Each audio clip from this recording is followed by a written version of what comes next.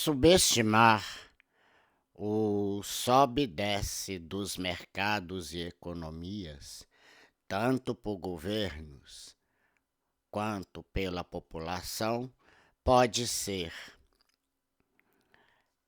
a maior cilada.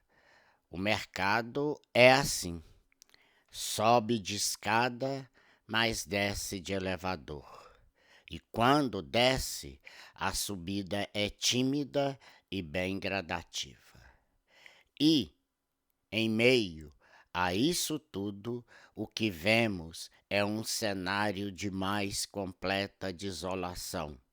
O governo federal dá com uma mão e tira ao mesmo tempo com outra. Duas. As produções começam a diminuir acentuadamente, as exportações caem de forma rígida e o consumo também deixa de existir.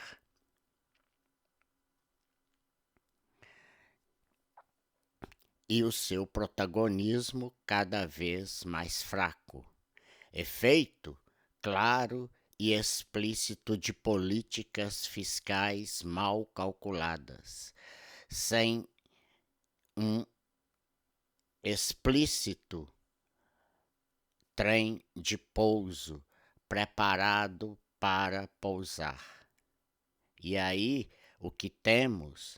Uma grande turbulência e uma tripulação apavorada.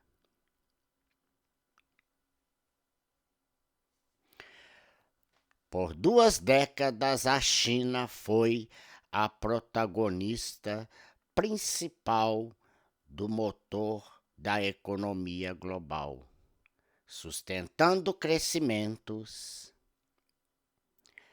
demandas e cadeias produtivas. Mas esse modelo, baseado em crédito direcionado, forte intervenção do Estado, expansão imobiliária e uma forte política de incentivos fiscais, começa a mostrar sinais claros de esgotamento. Com a desaceleração chinesa, o impacto não fica restrito à Ásia. Fluxo de capitais se rearranjam. O apetite por risco muda e economias emergentes, porém, as grandes economias também acabam sofrendo os impactos como, por exemplo, os Estados Unidos, um grande dependente chinês, e uma Europa completamente estagnada em virtude de uma guerra entre Rússia e Ucrânia. E ao que tudo indica,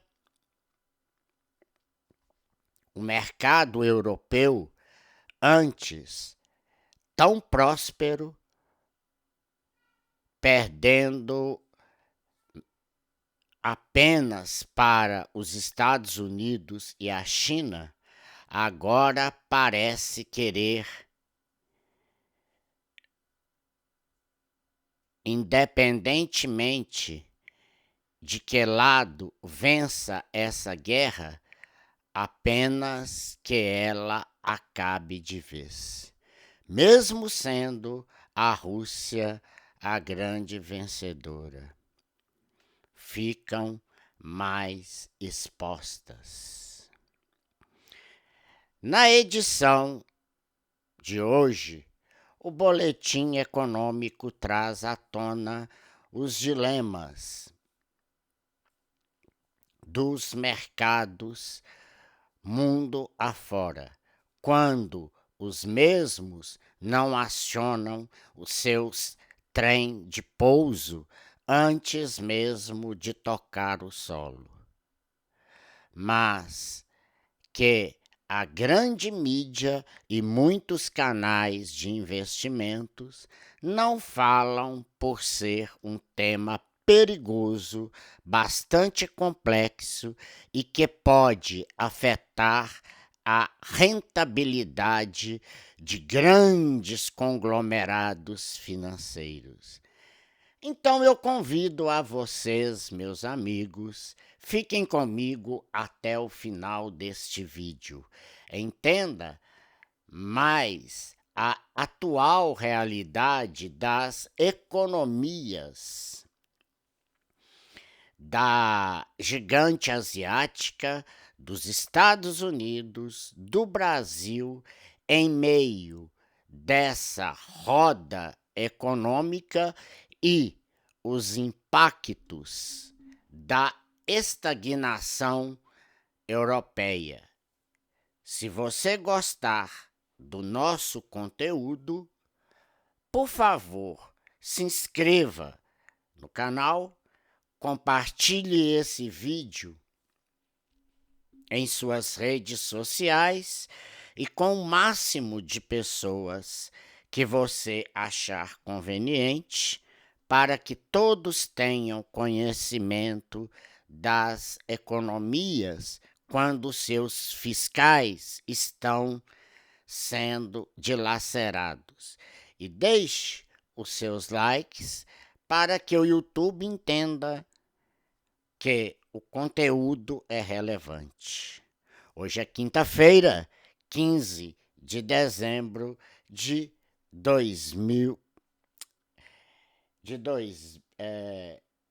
18 de dezembro de 2025. Desculpem aí pelo erro.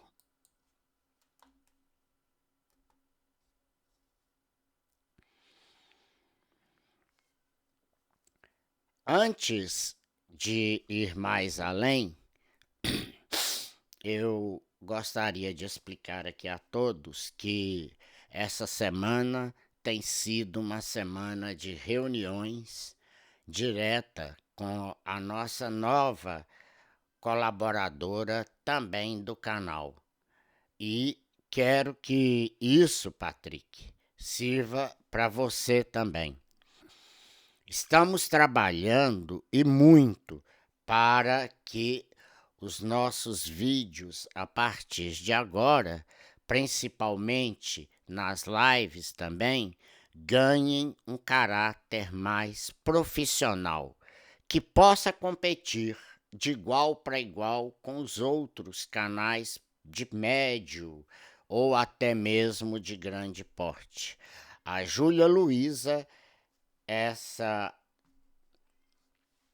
pessoinha que eu vou mostrar aqui para vocês agora, ela vai trabalhar conosco e eu acredito que eu já tenha mostrado ela aqui para vocês em outras situações, e ela vai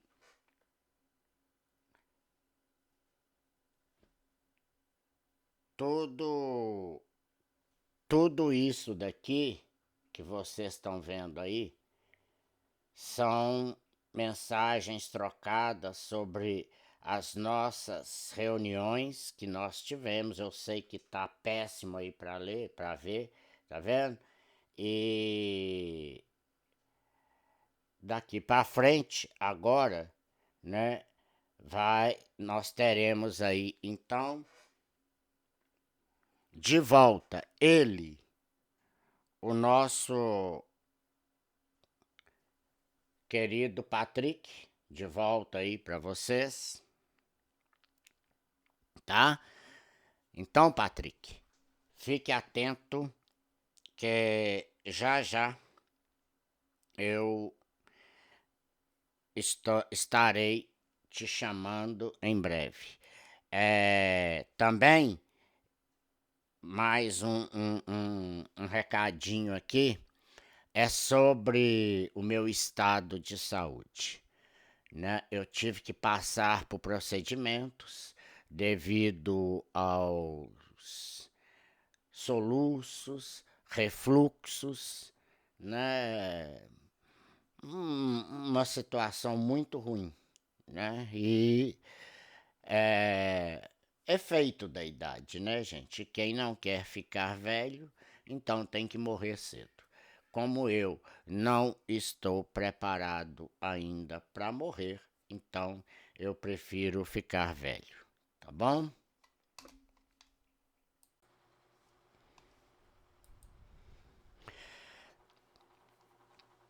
Para o Brasil, o choque chega num momento delicado.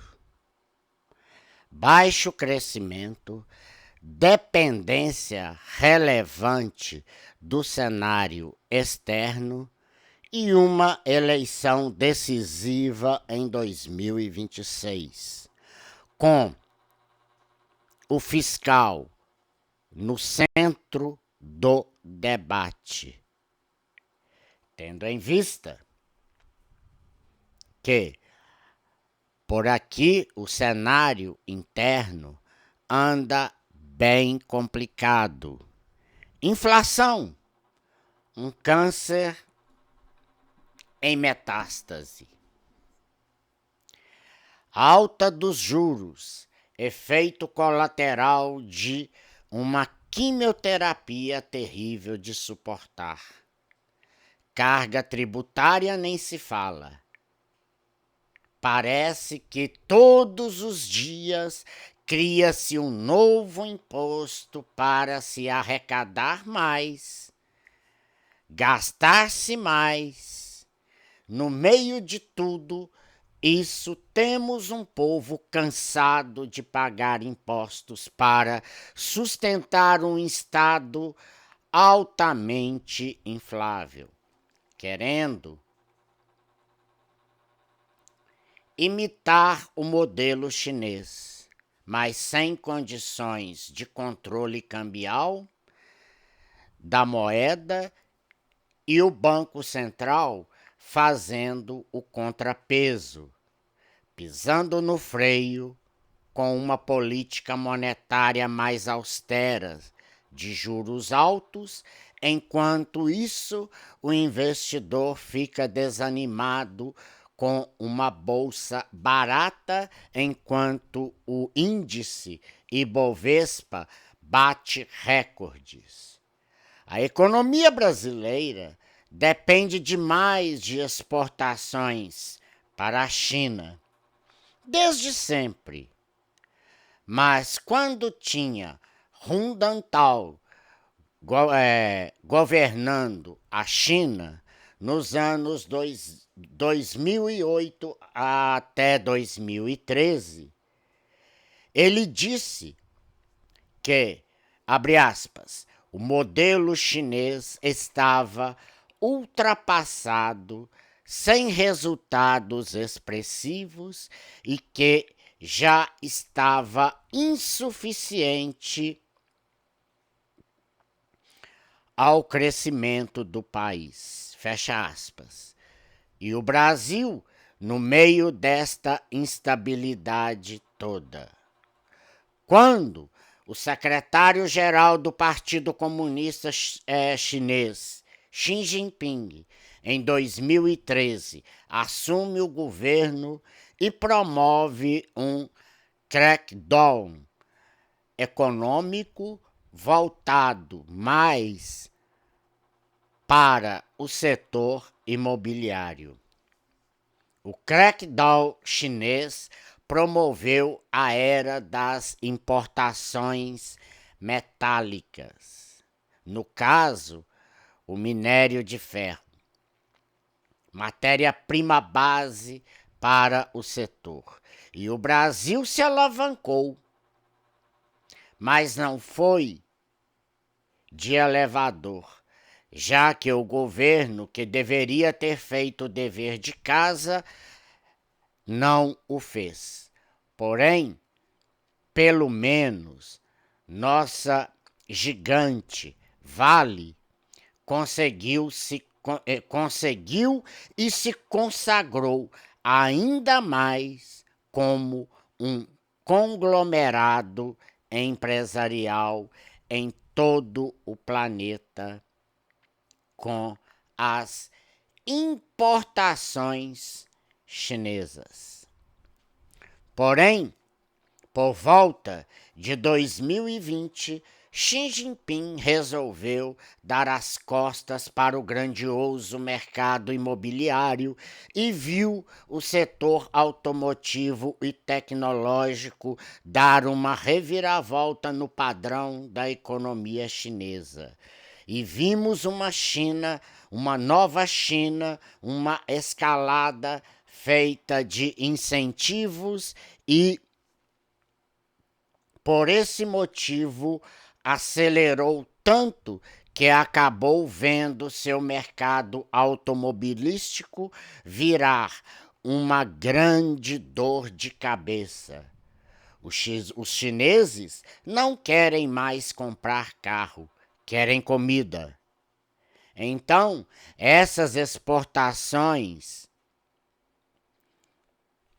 antes voltadas tanto para as commodities metálicas quanto agrícolas, agora, depois desse desligamento de uma das turbinas chinesas, como Xi Jinping fez, o Brasil se encontra em um dilema, já que as commodities metálicas estão perdendo a relevância e o povo chinês quer comer, dando então mais espaço para as exportações de produtos agrícolas. Fazendo um pequeno adendo, ao se falar em commodities metálicas, não estou me referindo às terras raras. Até porque a China é o maior das reservas do planeta desses minerais. Mas mais um outro problema para uma gigante brasileira, a Vale, cujo carro-chefe é o minério de ferro. A China tem as maiores reservas, tá? Para que todos saibam, a China tem as maiores reservas de terras raras do planeta. Em segundo lugar, fica o Brasil, tá? Mas acontece que não é isso só que Xi Jinping estava tão interessado aqui no Brasil. Se vocês falar que o governo norte-americano, este sim, tem interesses e muito para fazer um comércio mais competitivo com a China, eles têm interesse em todas as reservas que nós temos das terras raras. Se especula até que o governo norte-americano tenha tirado as sanções da Lei Magnitsky, que até então, em sua existência, não há histórico, não há registro nenhum de que ela tenha sido retirada. Acontece que ela não foi retirada, porque a imprensa, a grande mídia televisiva e também os canais aí mais direitistas e também os de esquerdas, fazem um alvoroço geral em torno disso. Não é que Alexandre de Moraes se viu livre dessas sanções. Não.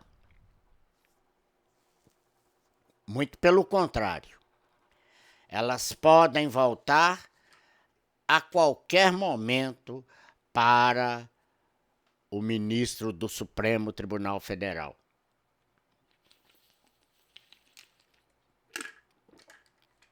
Porque, na verdade, a máxima da Magnitsky é ser aplicada em violadores de direitos humanos. E nunca na história da humanidade se viu um ex-violador de direitos humanos. Concordam comigo? Então ele não deixou. Ao contrário, ele continua praticando as suas atrocidades, as suas perseguições à direita, ou quem pensa contra o sistema, e também quem ouse criticar o sistema atual que nós estamos vivendo. Um socialismo andando a passos largos e tentando transformar o Brasil em um único partido político, assim como na China, o comunismo. Acontece que aqui, salvo engano, nós temos 37 legendas partidárias, ou 40, sei lá. Enquanto que na China sempre houve um único partido, o Partido Comunista Chinês, que também, no bom português, pode ser, né, ironicamente, PCC.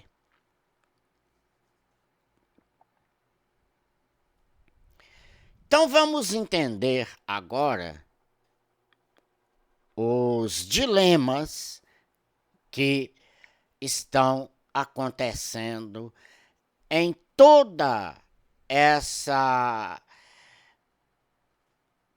cadeia econômica que está assolando. A Alemanha praticamente se estagnou, mas ainda está em situação bem melhor do que a França. E alguns países da União Europeia também estão passando por grandes dificuldades.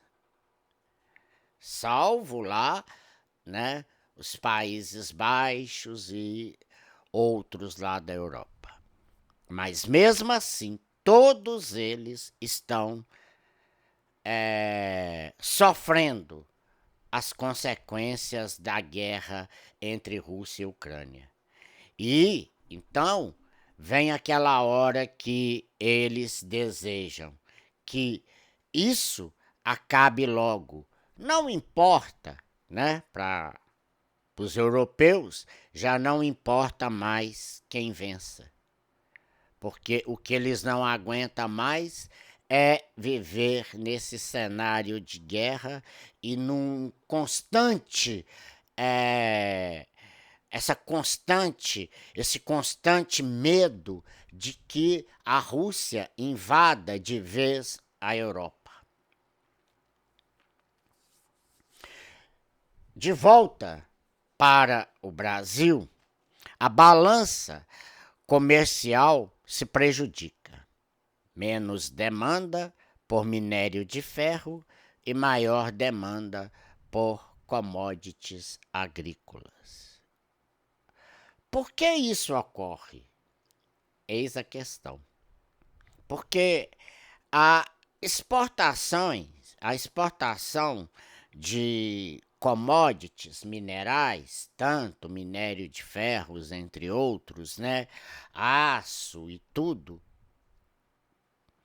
elas têm um peso, tá? No sentido mais figurado da expressão, da palavra, tá? Ela tem um peso maior do que as commodities agrícolas. Não que as commodities agrícolas tenham sua relevância, claro que não, tá? O agronegócio brasileiro, ele é muito forte.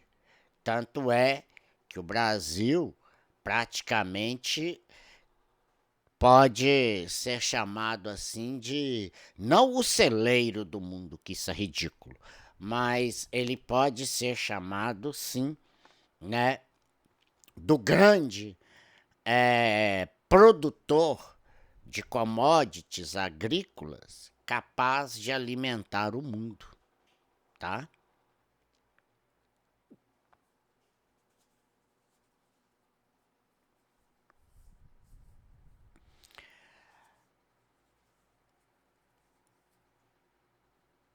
Mas aí a gente tem um peso muito maior entre as commodities minerais do que as agrícolas na balança comercial brasileira, tá? Então, ela fica prejudicada, mesmo tendo mais exportação, tá? Ela fica, ainda assim, ela fica prejudicada. Isso, a princípio, não é bom.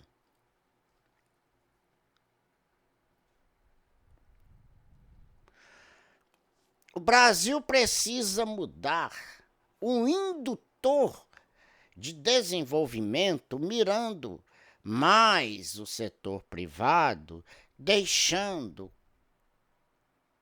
né, que ele invista. Porque esse governo Lula da Silva, ele tem um discurso demagogo, palanqueiro, sabe? Que é as estatais que têm que produzir. Então agora nós estamos vendo greve na Petrobras e aí paralisa-se tudo. Por quê? Porque o governo é a máquina estatal.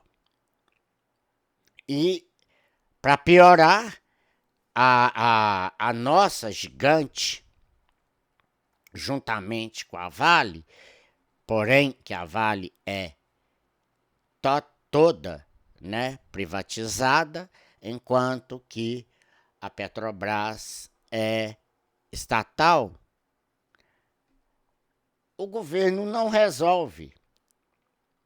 Vocês podem tirar como base o discurso que ele fez hoje após terminar a reunião ministerial no Palácio do Planalto. Reuniu seus ministros e também isso foi uma coletiva de imprensa. E a imprensa toda reunida e ele disse: enquanto eu governar esse país, não haverá privatização. Ora, o governo quer seguir o mesmo caminho da China, mas sequer tem responsabilidade fiscal, sequer tem condições, tá, de promover incentivo, não o incentivo que ele faz aqui, que é dar para toda a vida. Não. É promover, sabe, o incentivo econômico. A China tem um modelo de capitalismo de Estado. O Brasil, nesse governo, ele não tem modelo nenhum. E é aí que a gente vê a nossa Bolsa de Valores barata, com um índice Ibovespa alto. Ora, vocês me perguntam, então, que raios é isso? Pois é, É isso que eu quero chegar para vocês no dilema, que não falam. Poucos podem falar sobre isso. Quando um país, um governo, acelera demais o seu fiscal, totalmente descontrolado, e o Banco Central, por outro lado, pisa no freio para tentar fazer aí o contrapeso, o que nós temos é totalmente um fator inverso. Ou seja, nós temos um descontrole generalizado. Por quê? Porque enquanto o Banco Central pisa no freio e enquanto o Banco Central pisa no freio e enquanto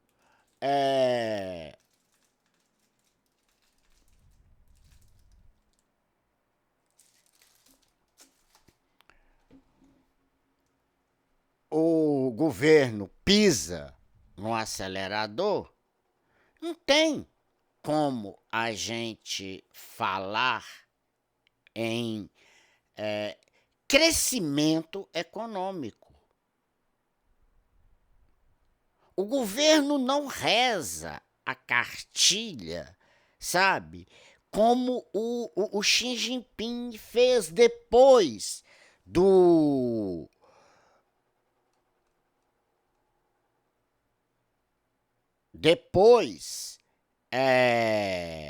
do governo de Hundantal. Que Hundantal ele viu que esse tipo de modelo econômico estava totalmente ultrapassado. Só que ele tentou mudar, mas quando ele já tentou mudar, era um pouco tarde. Então veio o Xi Jinping.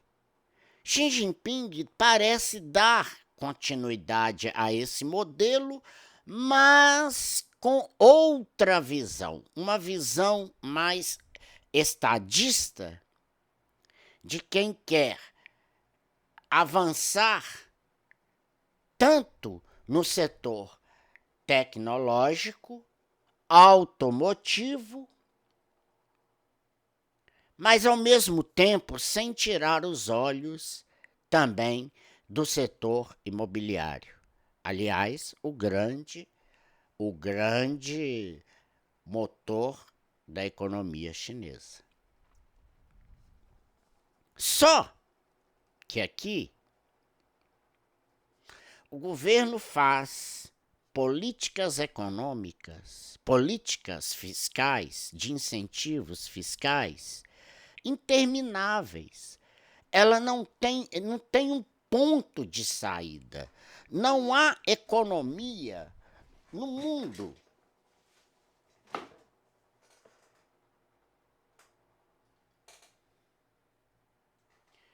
Não há economia no mundo que possa se sustentar diante desse modelo.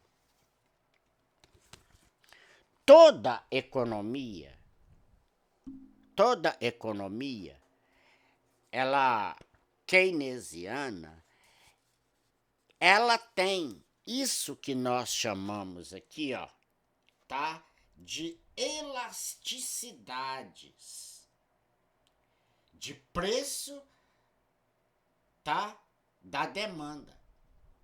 A demanda tem um preço.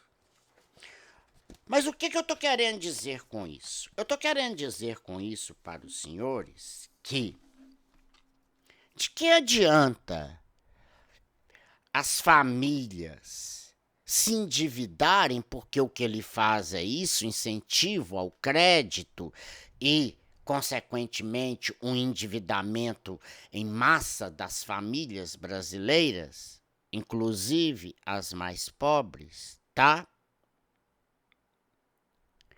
Isso pode até funcionar num curto, médio espaço de tempo. Ou seja, as famílias vão consumir agora com um dinheiro, certo? Que é fruto de dívida e depois cai naquele velho dilema do endividamento. Também, paralelo a isso, vem os juros altos que o Banco Central tem que aplicar, como eu chamei, né, também ali no figurado, de efeito colateral, ou seja, não, do remédio para cortar a metástase do câncer da inflação. Que segundo também o modelo austríaco, né, que é bem diferente do keynesiano, tá?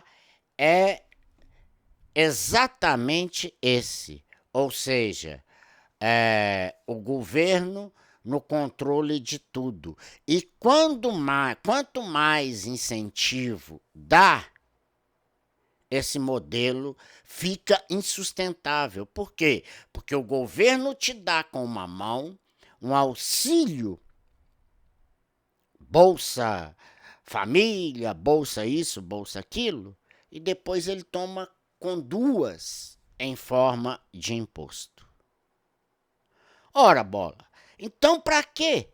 De que adianta esse modelo econômico onde força as empresas e a população inteira sufoca com impostos e mais impostos e mais impostos e engana cada um de vocês dizendo que isso é para o seu bem-estar social. Tanto é que o modelo econômico dele é a política do bem-estar social, adotada também por Emmanuel Macron lá na França. E por isso a França agora se vê, né, na maior humilhação de todos os tempos, recorrer ao FMI, porque o Fundo Monetário Internacional, porque está acarretando uma dívida impagável. A China, então, no modelo de Xi Jinping, começou a entrar nesse ciclo vicioso e aí deu as costas por completo para... deu praticamente as costas para o setor imobiliário, até que a maior construtora chinesa, e eu acho que do continente asiático inteiro, a Evergrande, fosse a solvência, a falência total. E quase que isso custou o pescoço de Xi Jinping. Agora, veja bem, nós estamos tão desequilibrados porque nós temos uma demanda maior, mas uma oferta bem abaixo da demanda. Isso por quê? Porque nós temos, certo? Aumentou o poder de compra da população, mas não aumentou em igual proporção, não aumentou a oferta. Por quê? Porque é impossível quando você não tem um cenário preparado para esse modelo econômico, onde o governo vai inundando o mercado de dinheiro e a moeda vai cada vez mais perdendo o seu valor, gerando inflação. Então, veja bem, muita demanda, pouca oferta, preços nas alturas, inflação. Aí o Banco Central entra em cena exatamente para quê? Para frear esse consumo, para frear essa demanda. Aí ele vem, aumenta os juros, encarece o crédito.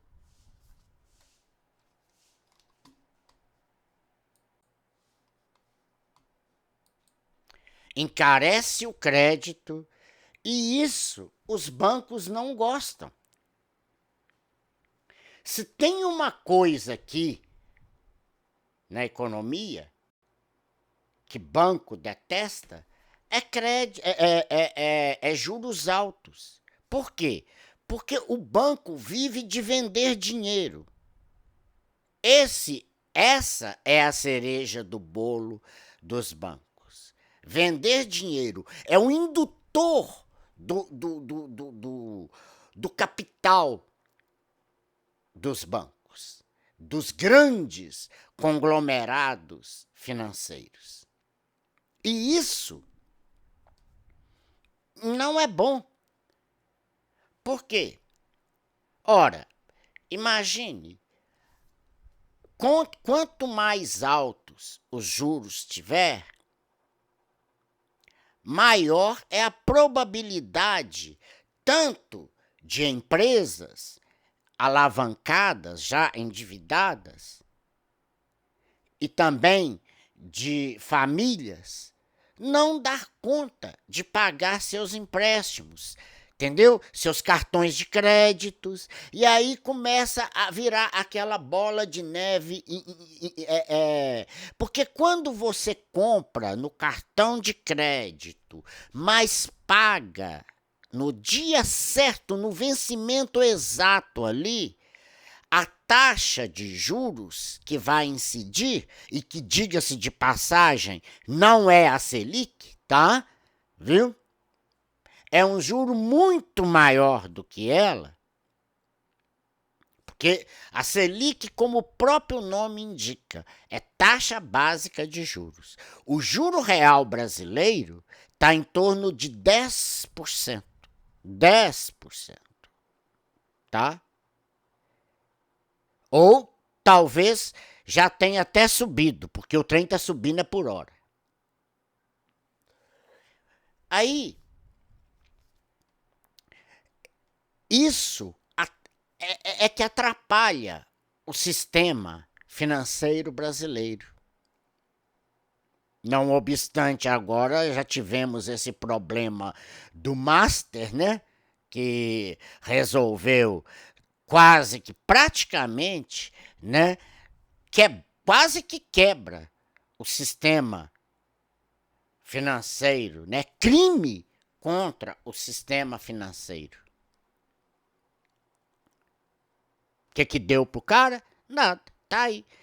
E já tem reportagens, como eu vi na CNN e coloquei no meu Instagram lá, para quem quiser ver, tá? É bem capaz de, assim como a dívida do INSS, nós teremos que pagar também a dívida do Master. Em forma de quê?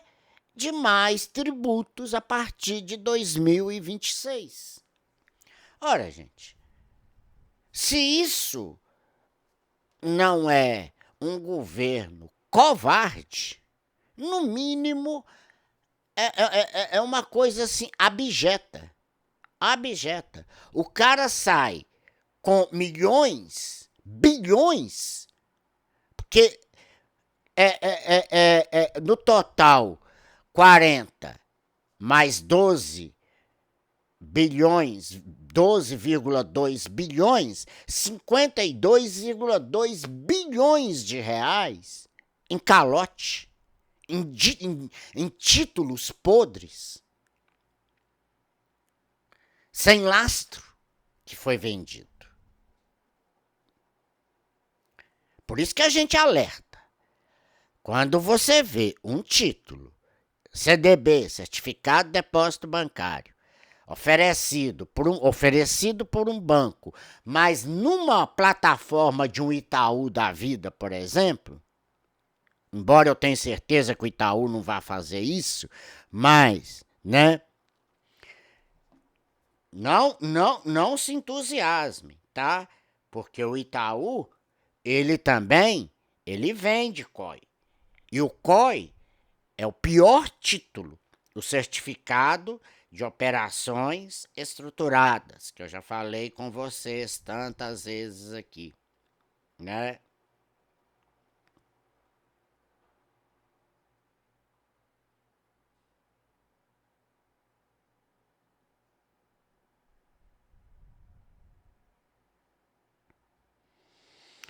Mas aí, gente, então, quando você vê é, quando você vê um CDB sendo ofertado, ainda que pela própria plataforma do Itaú, certo? E você vai lá e compra. Galera, vocês não sabem, é, vocês não têm ideia, sabe, da merda que vocês estão fazendo. Por quê? Certificados, CDBs acima, tá? Acima do mercado. Aqui, ó. Primeiro,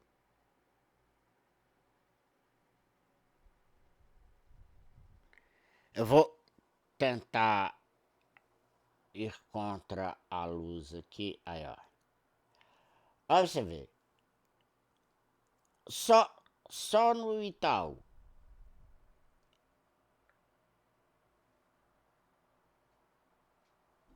Tem este Multiplan.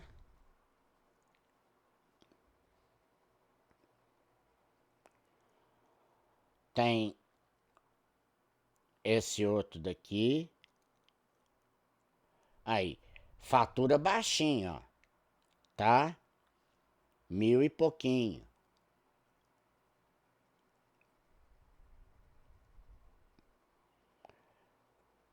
E tem esse outro aqui, que eu costumo chamar de reserva emergencial. Por quê?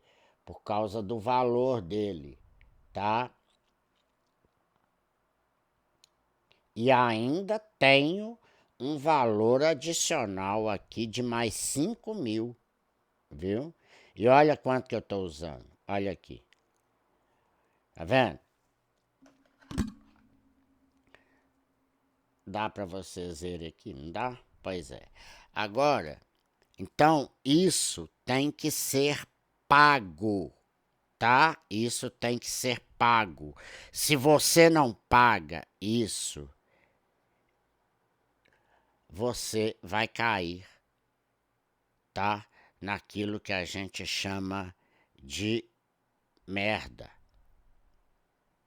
Agora, eu vou mostrar para vocês. Aí, eu estou quase atingindo o ponto máximo da carteira. Ela está toda saudável. O máximo é 5. 5 estrelinhas. Tem 4, tá vendo? Então, saber fazer as coisas, gente, é muito importante, viu? Então, se o Itaú tá vendendo ali, a plataforma do Itaú tá vendendo, o Ion, né? Que é o Ion que vai vender, tá? Se o Ion tá vendendo ali, né? Para vocês, um CDB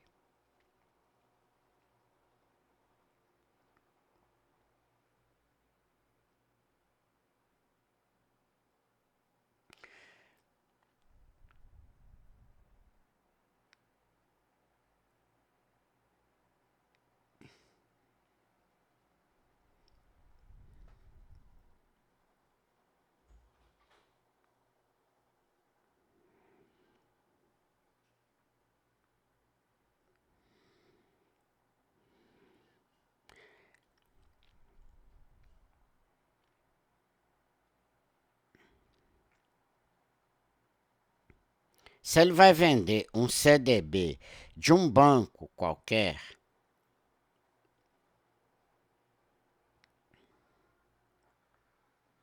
só um minuto.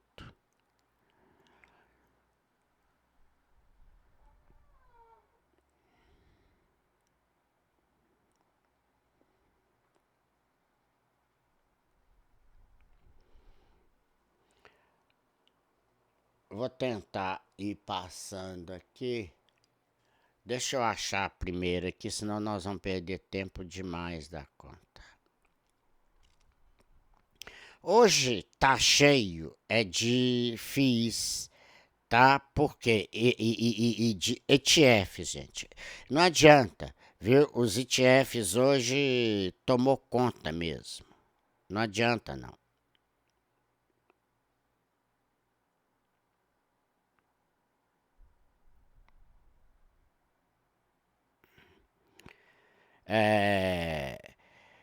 Quanto mais você tem na carteira, melhor é para você.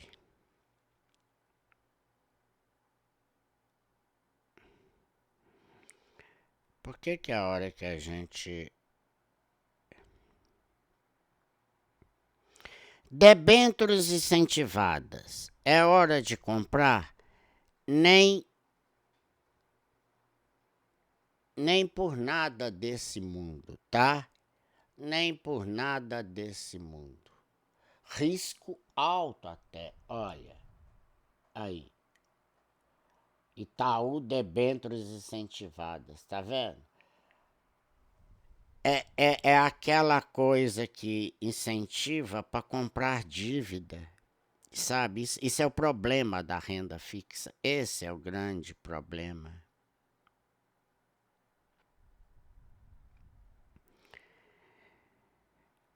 Por que que...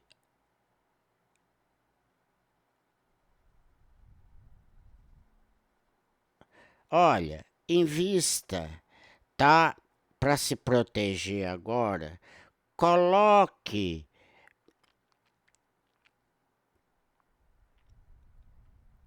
em stablecoins, gente. Invista, tá?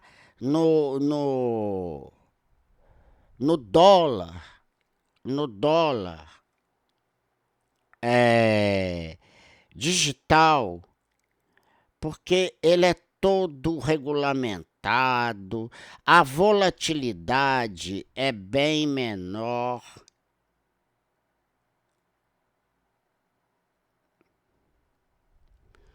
Tô com problema com a internet aqui, gente, sabe? Mas é isso. Então, não importa qual seja a. Qual seja. Eu agora não tô conseguindo achar aqui, não.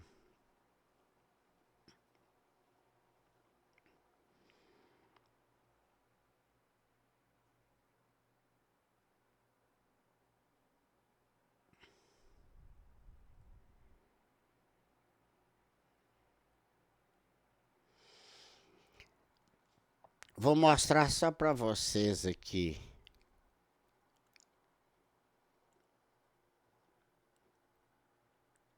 Os criptos, tá?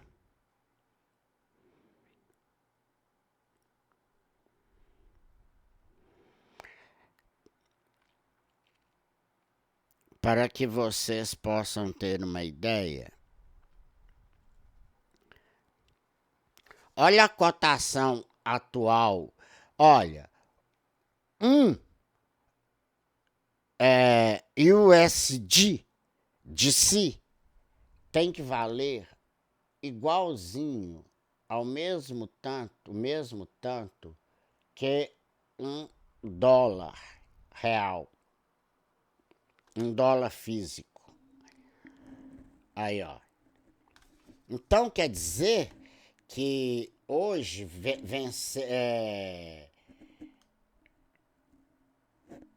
fechou a R$ 5,54? Sim. tá tendo valorização aqui, ó.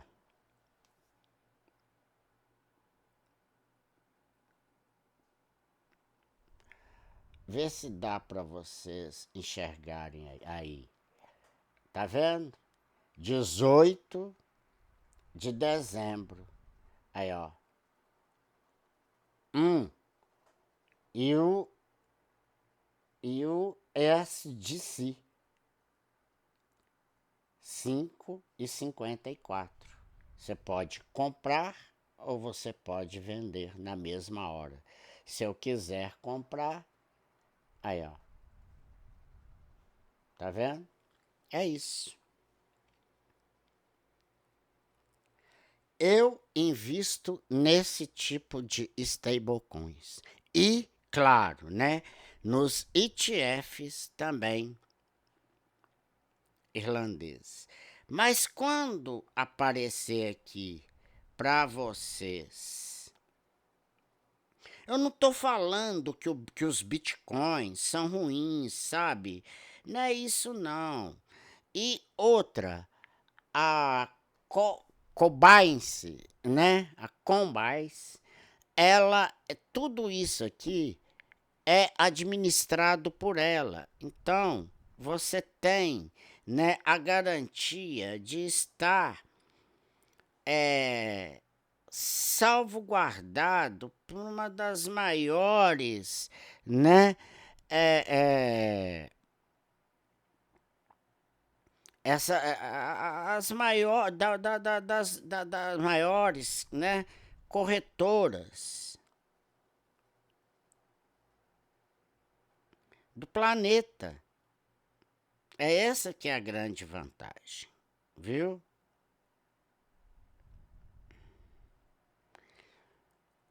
Cripto.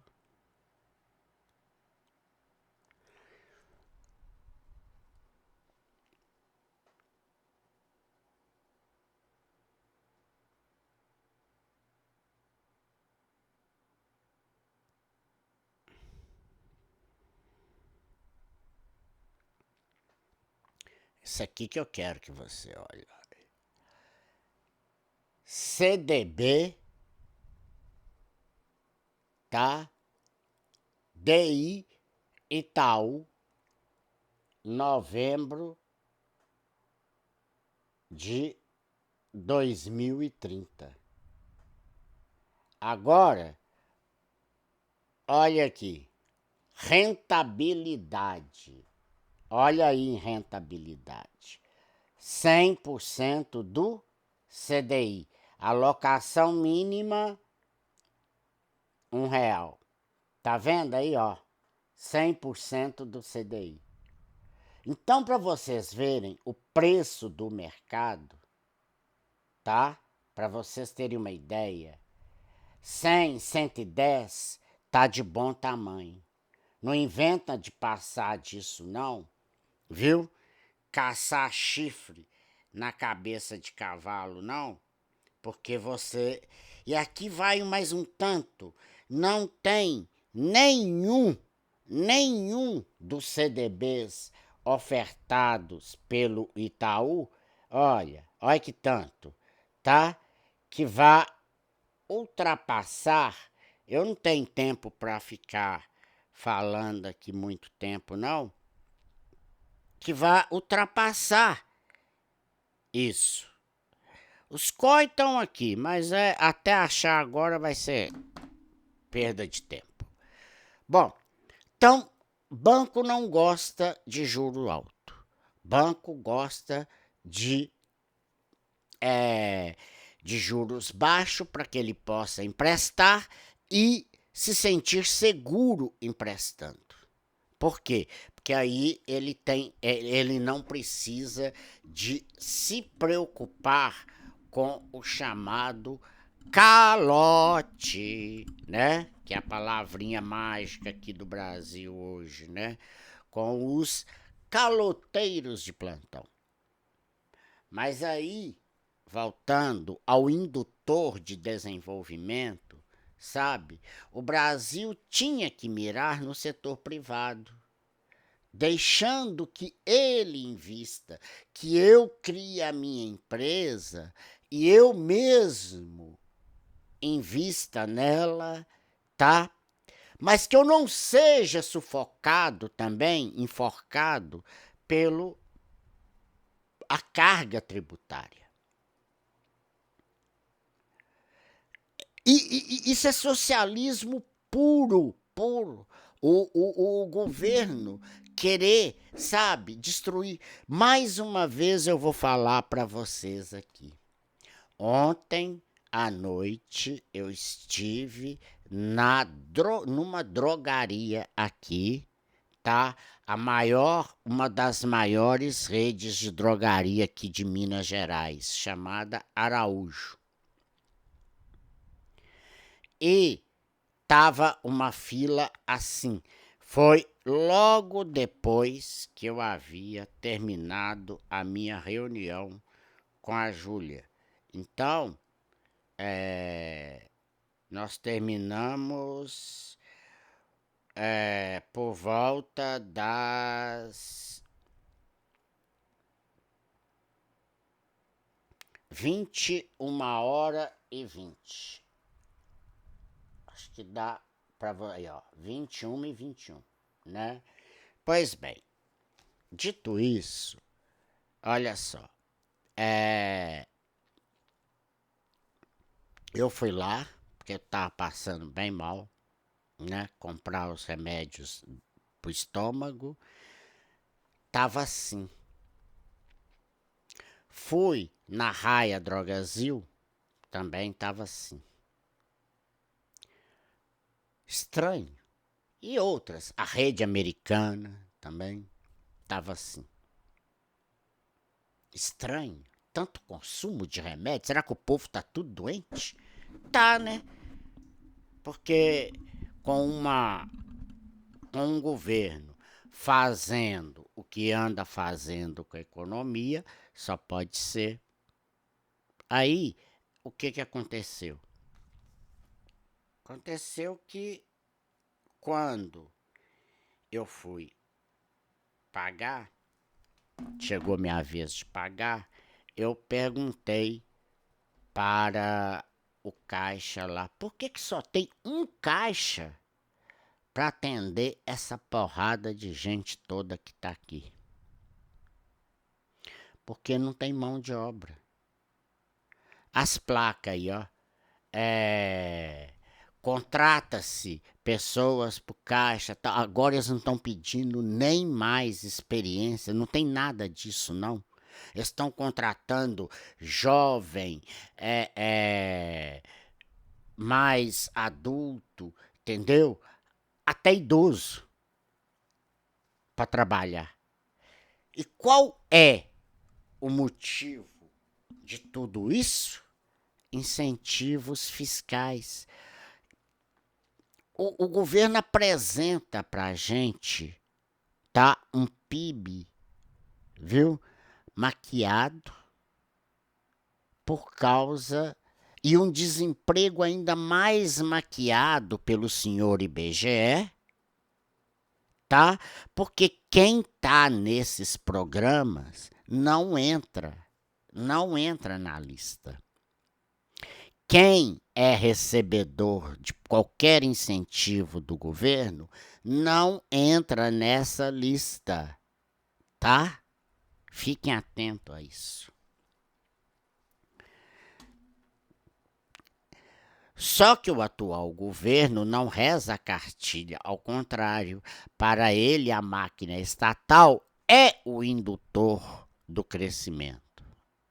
Então vamos continuar com crescimento pífio, viu? Pois, como o Estado pode ser o indutor de investimento, se o Brasil está crescendo bem menos que os Estados Unidos e menor que a Alemanha, ou seja, igual aos outros demais países da União Europeia. A Alemanha, mesmo ela estando ainda estagnada, ela ainda está melhor que o Brasil. Então, o PIB, olha para vocês verem, para vocês terem uma ideia, tá? Só para vocês terem uma ideia como que é falacioso. Na segunda-feira, o IBGE, o Banco Central soltou, né, o Boletim Focus. Hoje é quinta. E veio, então, um PIB projetado na metodologia do IBGE, tá? Na metodologia do IBGE, 2,25% em 2026. Não, em 2025, perdão. Tá? Quer dizer, pela margem do IBGE, nós estamos na mesma linha, tá? No mesmo patamar de crescimento que os Estados Unidos da América. Ora, onde já se viu tamanha discrepância? Mas que há tanto uma coisa desse tipo? Primeiro, não tem produção. Não tem produção, meus senhores. É isso que vocês... Tem consumo, tem demanda, mas não tem oferta. E aí, imagine ano que vem, a hora que o governo abrir a torneira mesmo do cofre para derramar dinheiro ainda mais na economia, vem o senhor IBGE no mesmo boletim Focus de segunda-feira e me projeta um PIB de 1,80% na mesma metodologia do IBGE. Como? Você não precisa ser estudante de economia ou mercado financeiro para você sacar que ano que vem ele vai gastar tripa, coração, fígado, tudo para tentar se reeleger.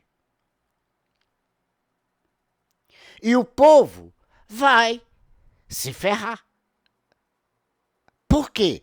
Porque vai ter dinheiro a rodo, injetado na economia, certo? O poder de compra do real, com tanta oferta de dinheiro, vai desvalorizar cada vez mais.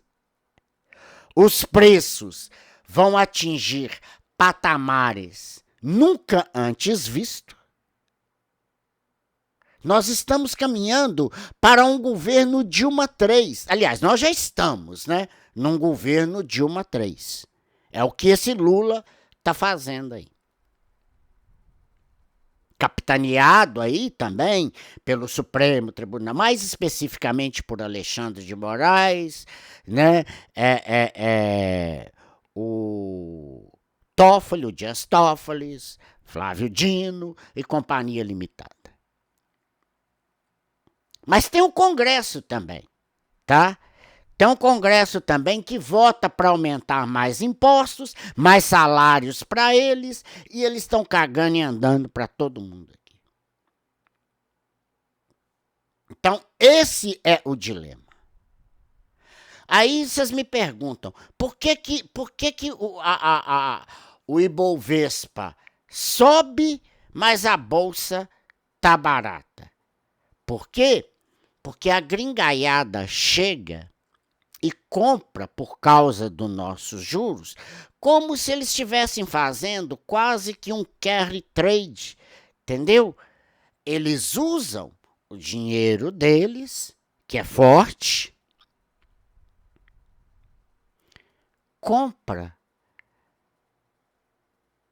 investem aqui, comprando na bolsa, e enquanto que os juros lá nos Estados Unidos está barato, na Europa está barato ainda. O euro é uma moeda muito forte, Para eles, não vale a pena assim. Então, tudo isso são fatores preponderantes também, tá?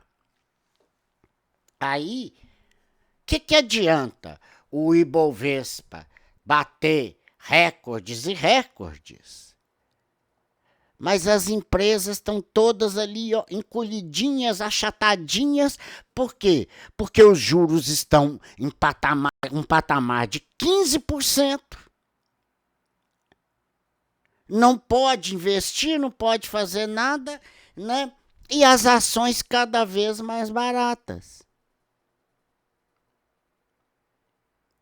O fato do Ibovespa subir não tem nada a ver com o preço da bolsa. A nossa bolsa está hiper mega barata, blaster até barata, tá? E a prova disso aí é essa enxurrada. Quem não aproveitou agora e encheu o bolso de dinheiro é porque não quis, tá? Que ainda tem, até Natal, ainda tem. Estão pagando tudo quanto é dividendos agora e juros sobre capital próprio. Sabem por quê? Porque ano que vem a tributação toda em cima. Então, elas estão distribuindo tudo que pode agora. Olha a BB Seguridade, quanto que não vai pagar. Olha, gente, eu cheguei a receber horrores do Itaú. Para falar assim, eu vou viver só disso, né? Mas não adianta você também receber disso, sendo que essa quantidade de dinheiro, mas o dinheiro não tem poder de compra mais. Esse é o terceiro dilema. O dinheiro não tem poder de compra. Por quê?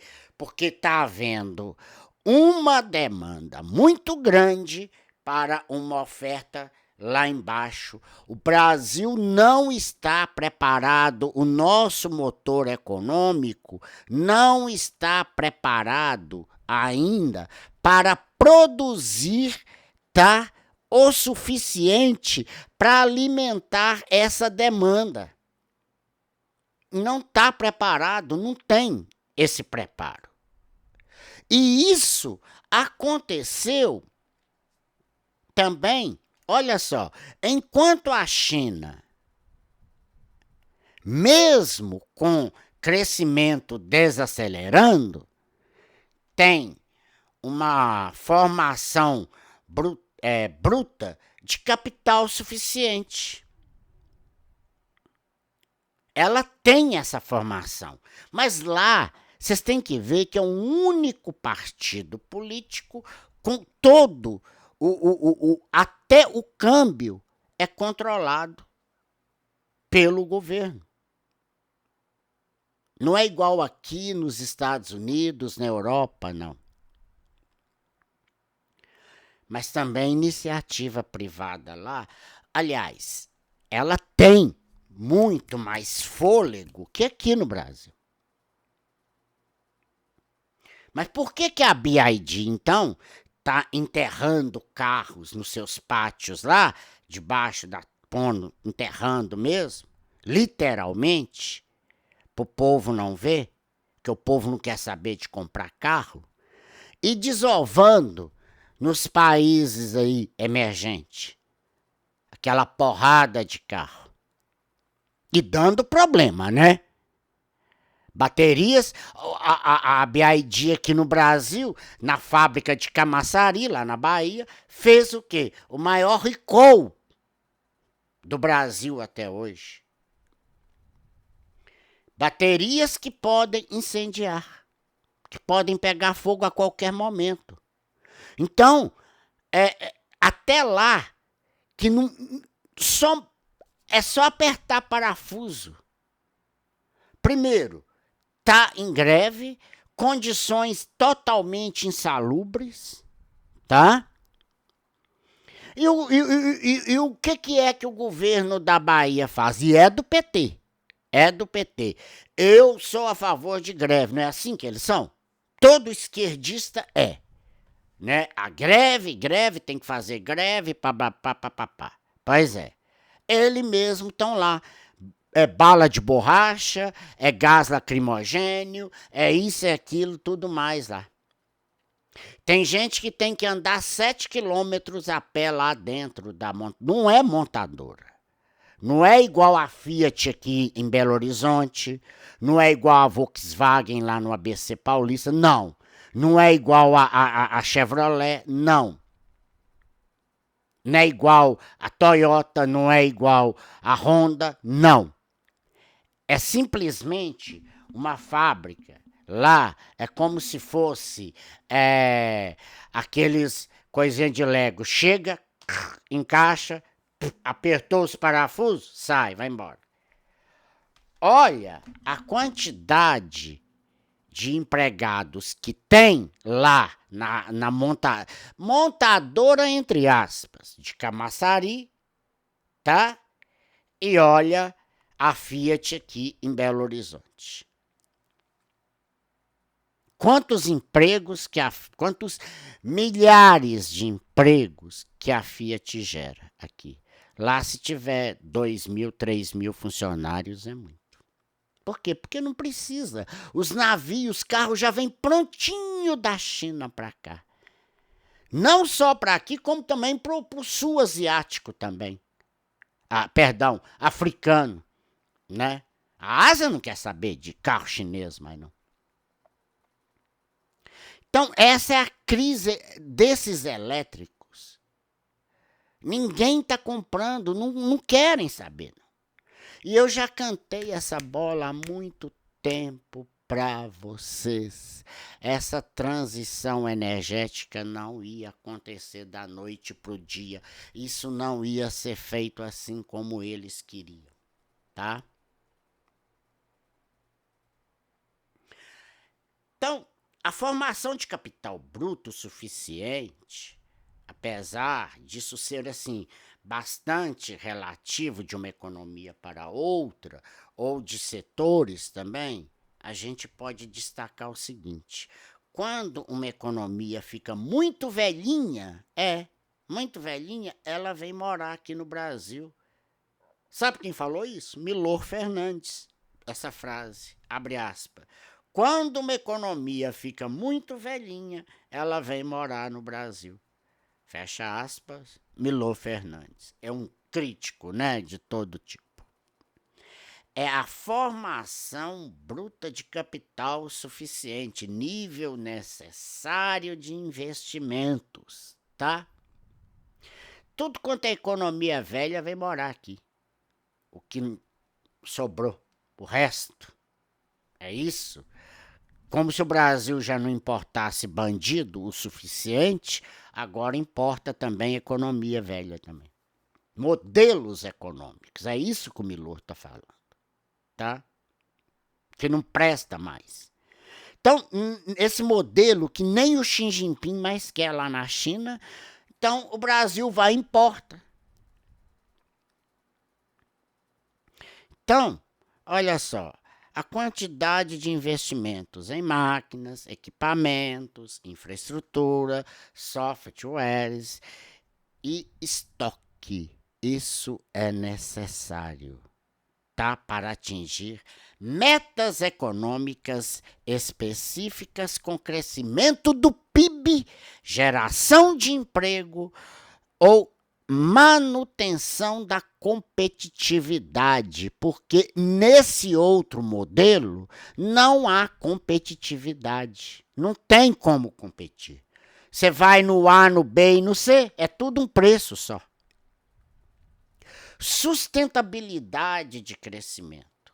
Uma formação bruta de capital é considerada suficiente se for grande o suficiente para cobrir a depreciação. O que é isso? O desgaste do capital existente. depreciação da moeda. Ela perde o seu poder. O real está totalmente depreciado. Eu acabei de mostrar para vocês aqui, tá? Eu acabei de mostrar para vocês aqui.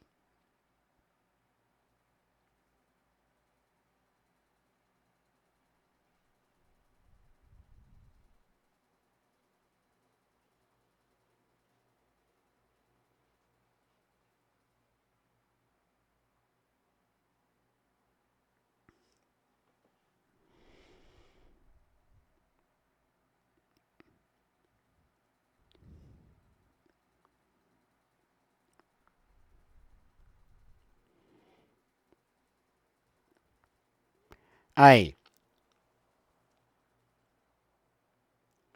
5,52.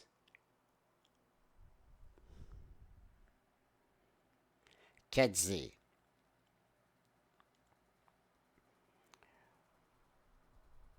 muito além do que o senhor Lula da Silva e o senhor Haddad, que já está pulando fora do barco, né? Ainda bem, ainda bem. Mas não vai entrar nada melhor também, não precisa de pensar que vai entrar alguma coisa melhor do que o Haddad, que não vai, não. Nesse governo aí, vocês não precisam esperar, não, tá? Aqui na Wise, aí, ó.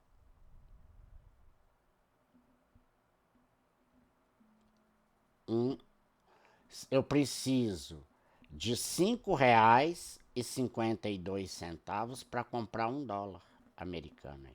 Tá vendo? É foda, cara. É foda. Então, esse desgaste, sabe? Esse do capital existente, isso não pode existir. E o pior de tudo isso, né? E o pior de tudo isso é quando a gente vê que tudo isso está acontecendo, sabe, embaixo dos nossos olhos e a gente não vê nada, e a gente não faz nada. Isso é muito ruim, galera. Isso é muito ruim. Também permitir um crescimento líquido da capacidade produtiva da economia no ritmo desejado, tá? Financiamento e estabilidade. Financiamento e estabilidade também implica, tá? Que esse nível de investimento pode ser financiado de forma sustentável, tá? Tá bem claro. Seja por poupança interna, quer dizer, privada ou pública, ou por captação externa, investimentos estrangeiros diretos, empréstimos também, sem gerar desequilíbrios macroeconômicos excessivos. Claro que vai ter, porque a macroeconomia, as variáveis macroeconômicas, elas não param. Então, é necessário, sim, tá? Mas desde que seja algo sustentável. E a hora que você vê que o fator macro,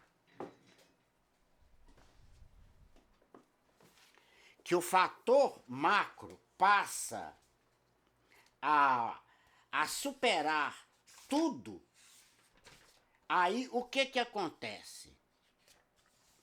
A hora que você vê que a macro, a política macroeconômica passa a as variáveis macroeconômicas começam a influenciar de modo, tá? De modo completamente negativo, aí já deixa de ser sustentável.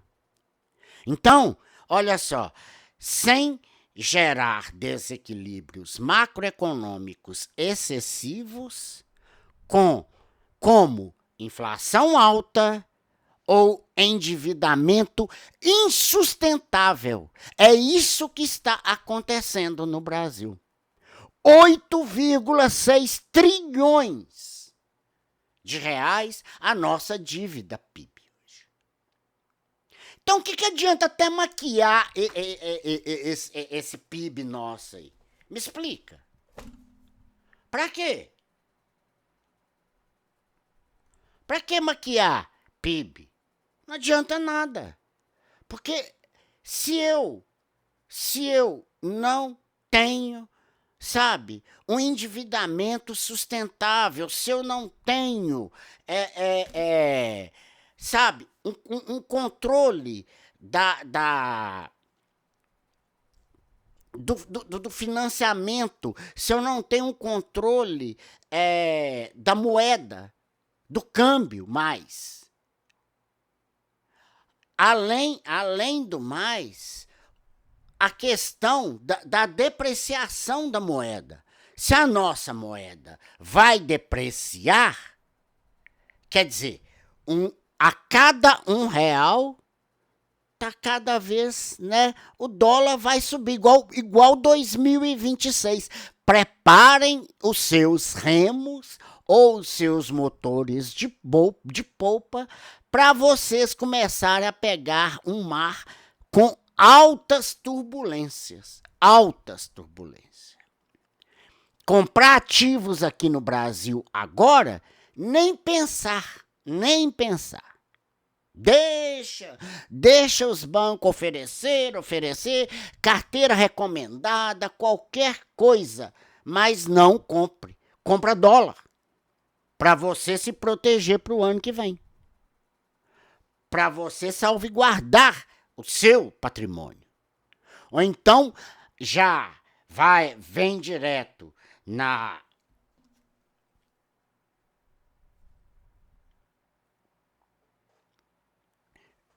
Evene,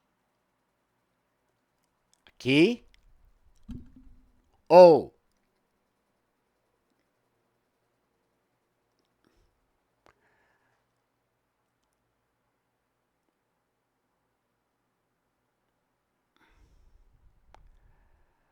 vamos lá para Nômade.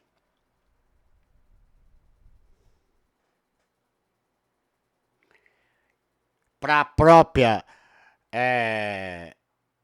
Wise e também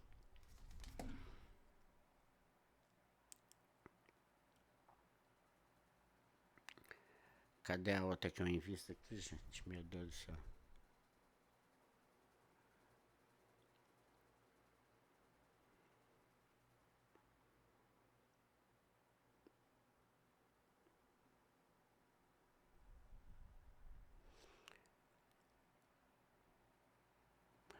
Ou então, abra o quanto antes, tá?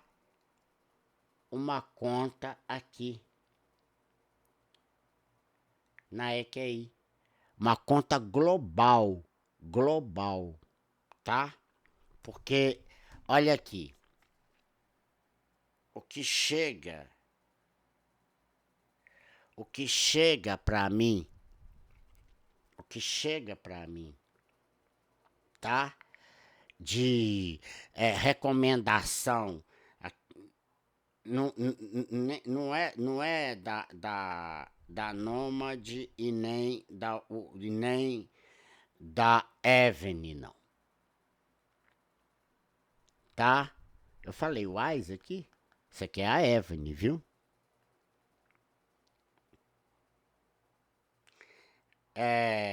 Chega mais, sabe, aqui, olha, essas notificações aqui em cima, pois é, igual isso aqui do Facebook aí, ó. Tá vendo? Pois é, isso é. Essa é as três que eu falo. Ah, claro. E sem contar também na conta global da XP Investimentos. Preparem-se para dar um jeito de migrar para isso. Preparem-se.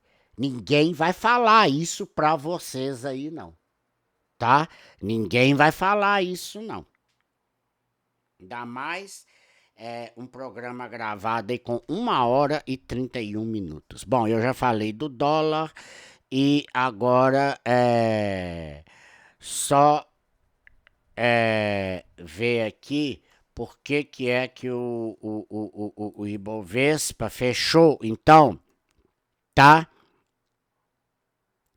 Nesta quinta-feira, 18, o principal índice da Bolsa Brasileira terminou as negociações com alta de 0,38% aos 157.923 pontos, tá? O dólar, então, ficou aos R$ 5,52, com alta de 0,01%. No cenário doméstico, predominou as eleições que seguem o centro das atenções também, né? Mas também, ainda de acordo no jornal, Flávio Bolsonaro, isso aí eu não vou entrar mais nesses detalhes, não, né? E então, meus amigos, é isso, tá? Eu gostaria que vocês tivessem esse discernimento para olhar para esses investimentos, tá?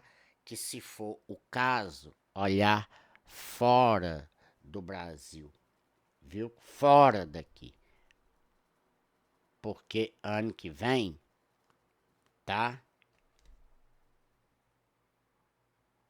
Ano que vem não vai ser para amadores. Aliás, o Brasil já não é para amadores. Aliás, o Brasil nunca foi para amadores, né? Nós sabemos muito bem disso, que o Brasil nunca foi para amadores.